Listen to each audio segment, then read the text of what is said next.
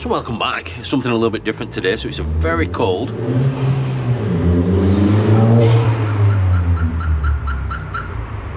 So it's a very cold, as you can see, very foggy morning in January. And we're up early. We've taken a little trip just down the road to Bolton to come see something a little bit different and a little bit alcoholic.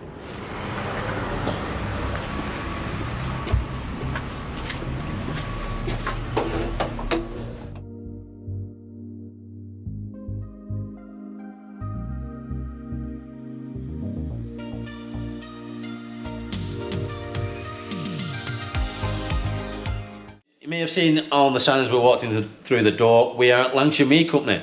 So we've made a little trip this morning over to Bolton to meet the guys here. So introduce yourselves and tell us ultimately about Lancashire Mead Company, how you got started and to where you are now. Gordon and Anne. We started the business in 2013, so we have just turned 11. We were 11 on the 1st of November, 24. And yeah. It's your fault. It's your fault. It's your fault. Your fault. So whose fault was that? How did it start? Right, I was truck driving, home brewing. Okay. I was teaching and we met in 12 and he was like, oh, and I also make mead, and I was like, and what have you. So you were home brewing and I was like, and at one point I went, you might have a business here if you want. And so that's why we blame each other, because I couldn't have said that if he wasn't making it, and he wouldn't have carried on if I hadn't said that. So we, I mean, it's strange. A very similar scenario to us, where we started obviously one or two hives, and you build it up and you think, well, the difference is my wife didn't say, you know what, you've got a business here. She was kind of got to 20 hives and she was like, Stu, this is getting out of hand. And I think in the back of my mind I thought, I might have a business here, I want to go at this. But you kind of were the driving factor. I mean, there's no better thing than that if your other half saying, yeah, go on, have a go at it. Yeah, it gives you that impetus to do it. So stopped in Easter 13, did a load of business ventures programs. I was ready to rumble, and we set the business up in the October going into the November. So that's a massive thing. So that, obviously the confidence to do that, to think, you know what, one, I can do this. Two, it tastes good enough, because the first time I tasted mead, it was at an event with Preston Beekeepers just up the road, and one of the members had made some mead at home. I tasted it and it was absolutely god awful. I hated it. So the first time I met you guys, I think it was last year at an artisan market, and obviously I told you that story, sampled yours, and I was blown away at the taste of it. So it wasn't overly sweet, it was just delicious, and I was converted, and that's why I've been mothering you ever since to come down and do a bit of recording. So from, I keep saying you shared a garage or whatever you're brewing in, how did it develop to what is now ultimately 6 units bolted together and where you are now? Basically, just sheer determination. So you went to, like you say, accelerator schemes and things like that. So you built some business knowledge, how you're going to make it work, and then it's just inputting that into actual reality. Finding the unit was the biggest thing. That was the hardest bit. We've been looking for units, and one day we're at friends in Southport, and we're driving back, and instead of going the usual way, I decided to come the front way, and there was a big sign up at Albro Sportswear, units to let. Right. So give them a ring on, that was a Saturday night I think, or Sunday morning, give them a ring on the Monday, came up and had a look, got into discussions, and we got a unit. So it was a unit availability more than anything more than any other factor that made you come to Horwich? Yeah. So we'd been looking, because Easter was April, and we'd been looking since then to try and see units and stuff, because obviously one of the key components is you rent when you're doing your balance sheet, your projections and stuff, but we just couldn't see anything that actually suited. And then when we came here, it was like, this is what we're after. We did get a good deal. It's very rare you get a deal like this, but we got the first 3 months rent free. Oh, there you go. Because we're a start-up business. And we had to get a food prep ready, because obviously you've got your food inspection and everything. So there was a lot of work, painting and getting it all ready. But everything was in there at that point. So the office, the bulk storage, the bottle storage, everything was in that one unit. And it was a case of, this will last us about 3 years. No. About 3 months? 6 months. 6 months. So we're in the same scenario now. I took on a unit, and I mentioned on the video the other week, you know what I mean? Always go for bigger than you think you're going to need, because as the business grows, the limiting factor can be your premises, isn't it? You know what I mean? If you're not going to have room to expand and store and things like that, becomes a major issue of which I'm finding out now. But, so start from a hobby. Obviously, you said yes, have a go at it. So you gave in teaching at this point as well? No, the plan was for at least the first 2 years I'd carry on teaching, and because then obviously you're paying the bills at home and everything. Unfortunately, in the September I got made redundant. Right. I think scenarios like that make you more determined, because it's no longer of you want to make that work, it has to work, doesn't it? Yeah. So you've failure wasn't an option. Well, this is it. Yeah. It still isn't an option. Yeah. Plus, you need to invest in it now, right? You know, we had to make it work. Yeah. And so your first batch. So where did you start, batch-wise, volumes to kind of what you're brewing now? So first batch I did commercially was 200 litres. It was pure mead, Phoenix. I spotted that on socials actually. Yeah. So that was the rising from the ashes of home brewing. Yeah. So we're in obviously the finished product room now. This is your storage room. Is this your only storage room? Yes. So this is literally officially bonded storage. Okay. The whole unit 6.5 and this are under bond. So explain a little bit about that. So for those who under don't know. bond means we can produce and store without paying the excise duty. Okay. So as soon as it leaves here, As soon as it leaves it warrants here, tax. yeah. Yeah. Okay. You want the excise duty off us. How much stock do you hold at one time? At the moment, it's a bit decimated because you come after Christmas. Yeah. So, But ultimately, that's what you want, though, isn't it? Absolutely. I- But yeah, we can. I forget how many pallets worth we can start. We can store. 18 pallets. We try to have about 250 of each. Okay, so once you reach that threshold, you think, right, I need to put another batch on, or have you got a schedule where you're constantly brewing because you know what's going to move? Yeah, constantly brewing. Okay. Yeah. We try to anticipate, but anyone who follows us knows that every so often we'll be out of stock or something for a while, because either it can go quite quickly because we'll get a big order in, or it just gets to that point where it's matured to that point where everybody really likes it and it takes us by surprise. Yeah. So although we try to get the next one on, so there's no gap quite often. Yeah. So we ship nationally, we have stockists nationally, we do events nationally. They're not as national as they used to be. We used to go down to Southampton and across to Newcastle and stuff, but with COVID a lot of those events didn't restart. Right. So it's a little more centred as to where we do the events that we do, but that's just happenstance. So I love these names. Tell me a little bit more about the names. So, and where they derive from. So they're all the Norse gods, aren't they? Yeah, they're all the Norse gods in general, and comes from my druidry. Okay. And previous to druidry, I was really into the Norse stuff, and then I blended the two together as I come along. So I class myself as a heathen druid. Right. Is that your birth certificate? It's on the census. It's on the census. It was just before Vikings the programme started as well, so it was obviously serendipity telling us, you know. I mean, it was already going in the States, but I love that word, by the way, serendipity. it hadn't hit here until about 2 months after we changed over. No, fantastic. I mean, I wish we had smell-o-vision. It's the first thing I noticed when I walked into the building is it's a subtle smell of alcohol, but not spirit. It's just a sweetness, and I know it's just pleasant. You know, but like I say, unfortunately, you guys can't smell it. So from here, we're going to go through to what's the next room? So that is the bottling and bulk storage. Okay, let's go and have a look at that. So this room is your conditioning room. So this is a bottling area over that way, and this is bulk storage.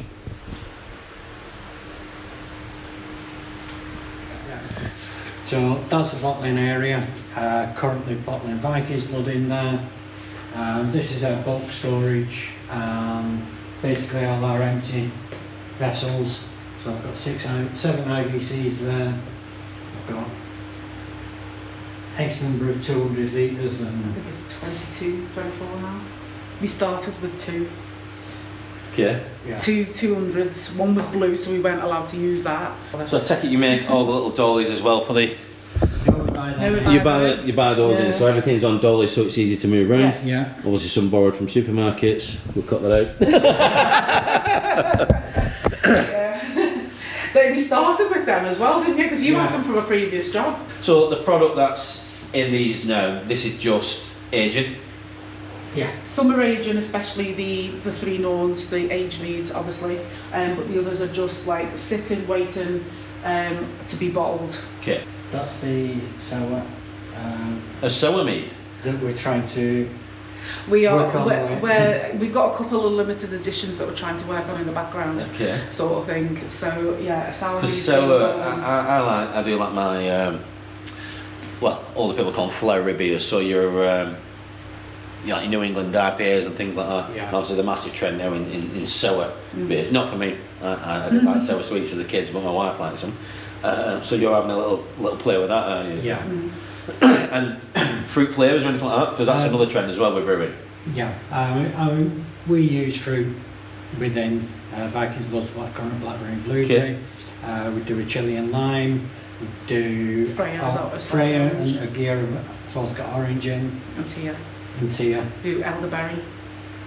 And these aren't secrets, you know. We can we can say it's on text on the label.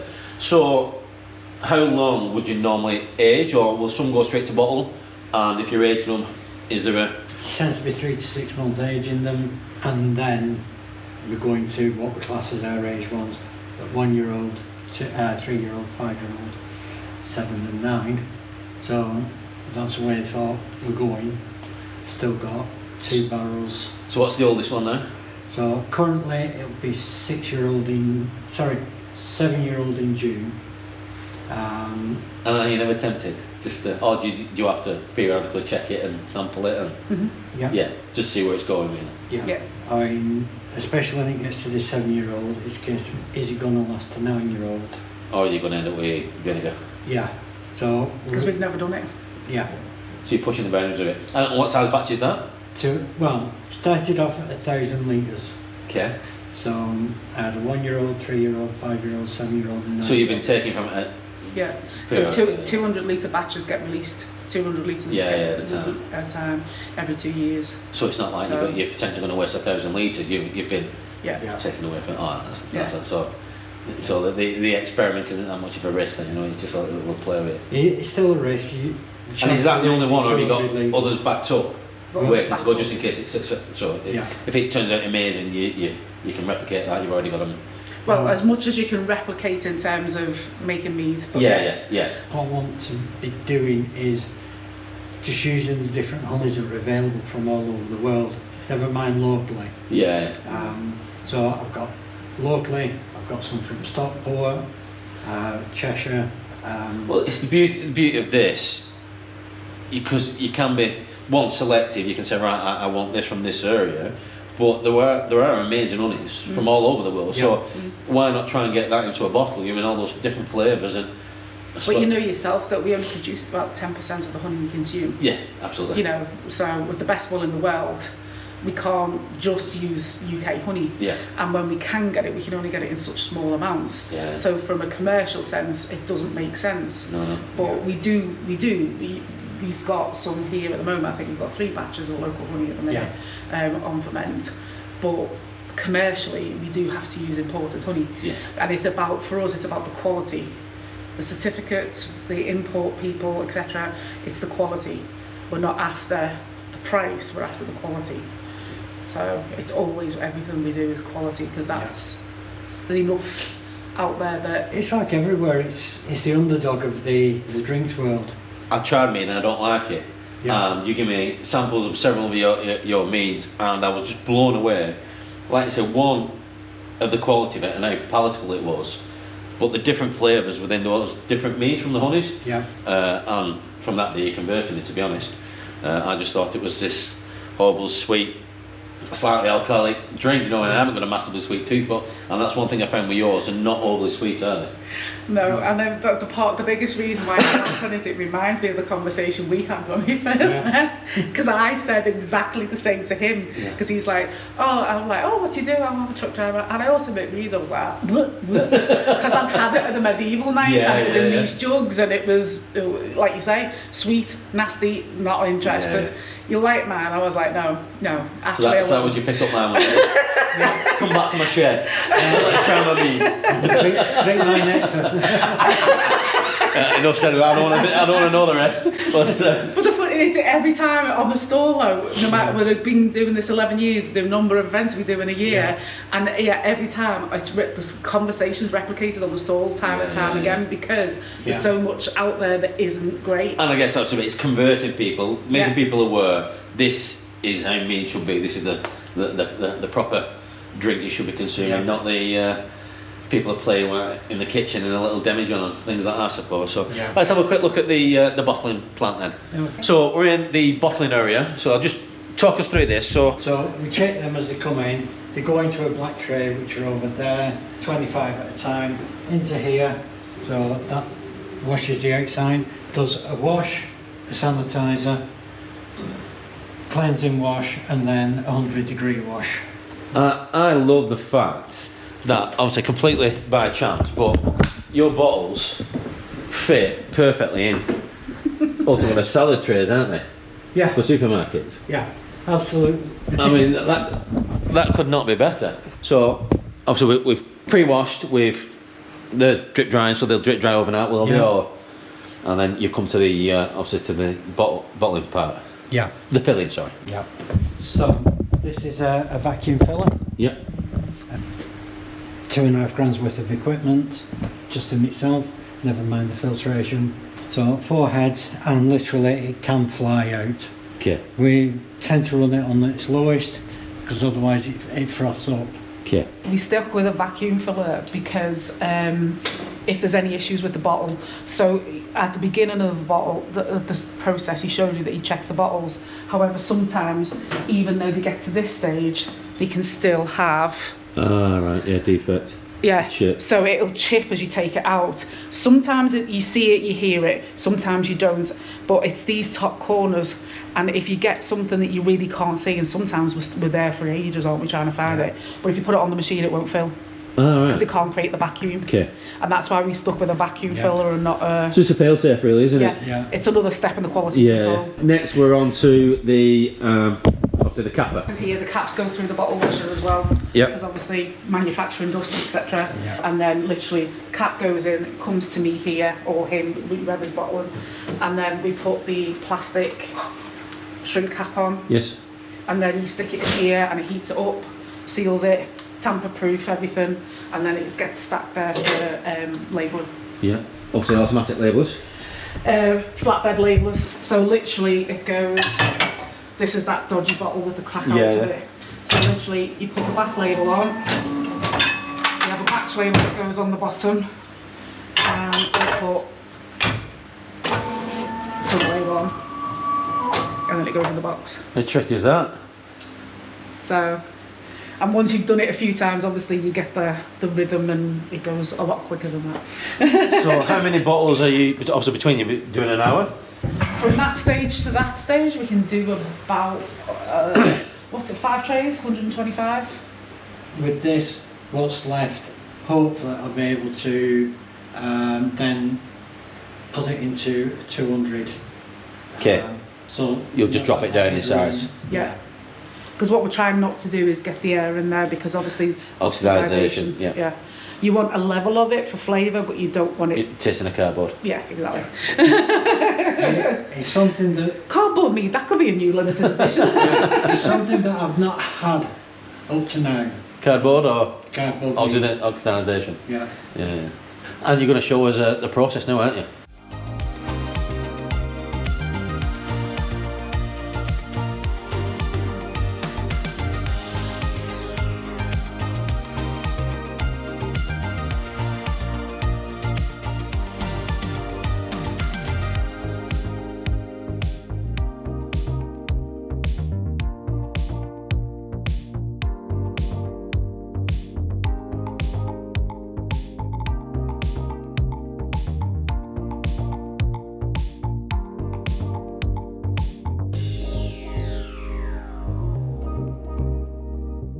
So we are in, what you've just said is your original unit, and also as you said you'd progressed and added on, and that you've taken over the old building pretty much. So this is, for all intents and purposes, brewing. This is where it all starts. So I've noticed as we walk through the buildings, it's quite warm, so it's kept at a constant temperature. It's just, obviously the room's heating and that, at the right temperature for the brewing? Yeah. Yeah. Everything's ambient. The ambient temperature in here is usually around 23, isn't it? Yeah. 20, So you're not 20, heating this at the 23. moment? We've got out in the all 4 units that you've been in. We've got 1 radiator on. Right. No, I've got 2 on Oh, in sorry, here. 2. 2 on in here. Yeah. 2. To keep this temperature up. We don't have heat in there because bottling is a very sweaty job. Yeah. And we don't have it in the stock room either. Yeah. So yeah, we've got 2 on in here. That's amazing, because the first thing I did when I came in was took my jacket off because it was red hot. Yeah. And I thought, obviously you're keeping it in the constant for the, obviously for the yeast and everything, but it's just... The building Basically, is shared, so there is shared heating in the corridors and stuff, so you do get a little bit from that. There's 1 boiler for downstairs and upstairs. Right. Yeah. So we can see in the background, well, there you go, right on cue. Something's blipping away there, so that's someone's fermenting. So the honey comes in here, you talk us through the process of, let's call it raw honey, or honey in its purest form in the tub, and what happens next, happens first, sorry. Okay, so I'll go into the honey room and get 4 tubs of honey, and I'll put them 4 tubs of honey in here. Yeah. I'll then add cold water in, up to it, around about here, and then I'll put hot water in on top. So straight tap water? And it's carbon and deionised and UV sterilised Yeah. water. But I remember we had this little discussion, so the water here in, It's the best water in the country. I'm sure people in Burton on Trent would argue with you, but... Now, you know, Not that I'm not from Burton, you don't need to worry about. Burton-on-Trent has its own chemical build-up, so that's why a lot of brewers will use reverse osmosis Yeah. to get pure water, and then they'll add the minerals back in. Yeah. Water profiling, isn't it? Yeah. But what happened when Boddington's moved to Burton? It's terrible. Exactly. So Burton don't have No enough said, water. yeah, no said. No, listen, I won't take it as good. So yeah, straight tap water in here, and that is the reason we haven't moved from here to Southport. Because that's where you live, isn't it? I don't Yeah. think we've mentioned that. So these guys actually live in Churchtown, right next to one of our sites where we get our field bean crop from. So they travel from Southport over to Bolton each day just to come to work, basically, Because of the water. because of the water. It rules your life. And as it is 60% of the ingredients, if I moved, the whole flavour profile would change. Yeah. You know, no matter what I did, even chemically recreating the water, it wouldn't be the same. So whether you like it or not, you're hefted now. You've got to make this work in this building, haven't you? Yeah. So, I mean, but that's true of any brewer. Yeah. Yeah. Your honey and your water, and Yeah. then next you go into... take the barrel and the other 6 and pump it into one of these. So it then goes into the... You mix everything in the small batch, Yeah. and then from those 6 smaller batches, it goes into the big FB. Yeah, and then the final gravity adjustment will be done in there. Again, use the stirrer. It stirs 1200 litres up Right? quite easily. I'll do the final gravity adjustment in there to get it to where I want it. Yeah. So at that point then, that's when you would pitch your yeast and your nutrients. Yeah. And then what you're looking, are they all different, or is it kind of a standard time for it to ferment out? No, everyone can be fantastic, play good, or it can be a right royal. Yeah, so obviously this is where the names come from as well. So you said that you named one because it was a bit of a pain. So that one scarred it, and that one has been in there since the 11th of December. And is that plain ball? That is not plain bone. It's still fermenting. It's not reached ABV yet. Still about 1% off ABV. I need it to go a bit further beyond because I need to then get it to the right gravity. Yeah. So I want a certain gravity and a certain ABV, and I can do that after. So when these ferment out, are they usually at the ABV you want, or do you have to let them down, or do you have to play with them there? I temper them down Yeah. afterwards because that'll finish about, hopefully about 10:45, something like that. But I want the gravity at about 10:25, Okay. so I need the ABV to be up at 15.5%, 16%, to bring it down to 14.5% and get the gravity I want. And by doing it the way I do, I have that stability. Yeah. Anything, what we're looking at, anything from 2 weeks up to, I suppose, several months, depending. So Yeah, I've got, we were talking earlier, we did one, it was a wild ferment, it was pitched on the Friday, and on the Monday it had gone past ABV. Crazy, It was just before Christmas, so instead of having the clean down that we had planned for 3 days before Christmas, it was filter, stabilise, and be ready to mature. So from this point, it's fermented out, it's doing everything you wanted to do. Obviously you've let it down. What's the process then from fermenter? When we then put it through the sheet filter. And that's what, so this is a sheet, so we can no longer ignore the elephant in the room, which is Big boy. the big boy. Plate filter, sheet filter. Sheet filter. Sheet here and sheet there. Comes in through that one and into this one, and then through the sheet, and then out this way, and then the reverse here, through these and out.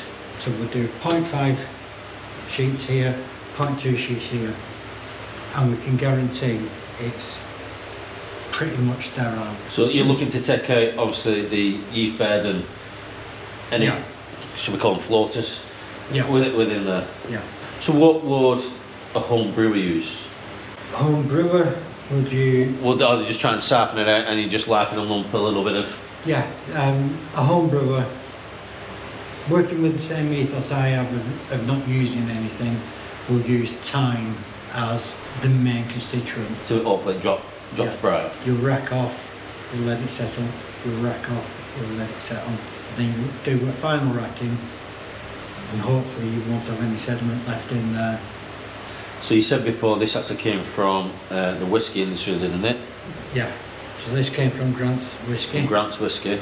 Um, It was good enough for Grant's. So Yeah, it was one of many that they had in. What they would have is 2 of these in line. so once it comes out of here, is that considered finished or is there another process? That depends. We leave it to mature. Yeah. We don't put them out until they're at least 3 months old, usually closer to 6. But it can and will, we get, because we're at ambient and we don't temperature control and what have you, and we don't use any chemicals, we can get what's called a malolactic fermentation.